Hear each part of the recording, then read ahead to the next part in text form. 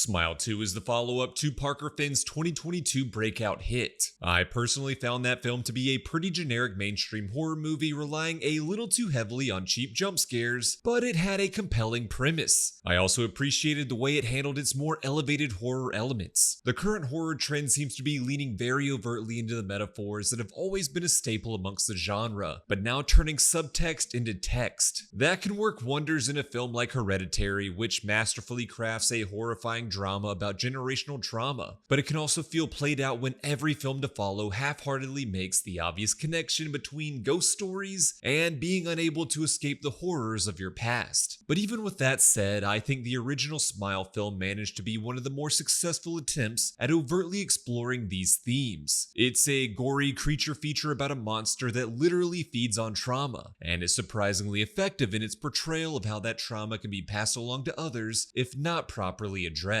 Following the success of the first film, it really feels like writer-director Parker Finn and even the studio bankrolling this sequel were not content to just rest on their laurels. They've upped the ante in pretty much every way imaginable. The budget feels way higher, allowing the scope of this world to really expand to impressive degrees. But it's also never at the expense of its central character, pop megastar Skye Riley, who finds herself as the next host of the demonic smile-inducing monster. Parker Finn feels way more confident now as a director, and it really feels like he was given the leeway to really show off his technical skills. The opening prologue is an expertly staged extended oneer that doesn't even really feel like it's in the horror genre, but more of a gritty thriller. And from there, the creativity in the staging doesn't ever really let up. Finn uses the lavish pop star life of Skye as an entry point to some really fun, operatic, expertly choreographed set pieces. This is also a film that really takes its time, chronicling the deteriorating mental health of protagonist Skye as the monster possessing her completely dismantles her life. That slow-burning unease and building dread is where this movie is at its best. Clocking in at over 2 hours long, it really feels like the creatives behind Smile 2 are trying to craft a new horror epic. Sure, sometimes its reach exceeds its grasp, and yeah, I do think some tighter editing could be beneficial to the film overall, but it's an audacious choice that I do respect more than some quick half-assed effort. There are also a few moments where it seems like the studio intervened or Parker Finn lost some confidence in the audience's engagement, as 20 minutes of slow-building tension will get undercut by a random cheap jump scare. But I guess that's just the price of admission in a mainstream effort like this. Holding everything together pretty incredibly is Naomi Scott in the lead role.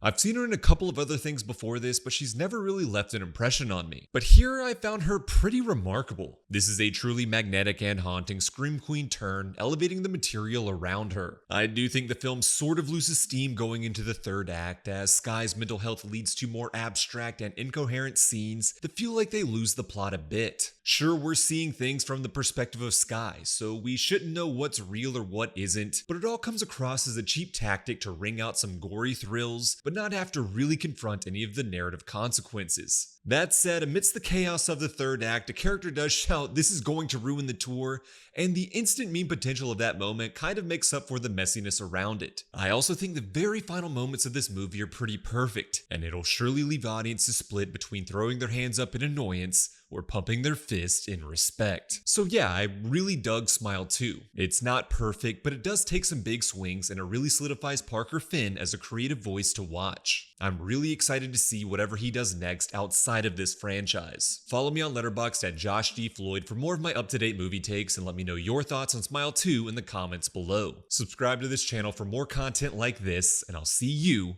in the next one.